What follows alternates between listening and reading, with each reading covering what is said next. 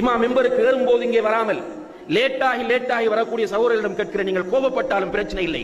இந்த கேள்வியின் யதார்த்தத்தை நீங்கள் கபரிலே புரிவீர்கள். மறுமையிலே இந்த கேள்வியின் பெருமதியை நீங்கள் புரிந்து கொள்வீர்கள். நீங்கள் இங்கே வருவதற்கு முன்னால் என்ன செய்து கொண்டிருந்தீர்கள்? உங்களுடைய மனைவி சீரியஸாக இருந்த ஹாஸ்பிட்டலுக்கு கொண்டு சென்றீர்களா?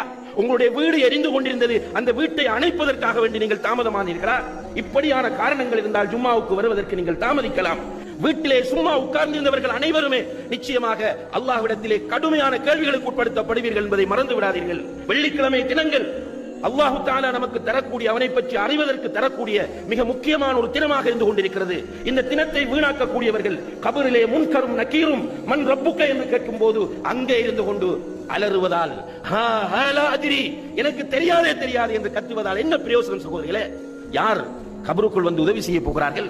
உங்களுடைய பெற்றோர் வருவார்களா? பிள்ளைகள் வருவார்களா? நண்பர்கள் வருவார்களா? உதவி செய்வதற்கு யாருமே கபருக்குள் வரமாட்டார்கள்.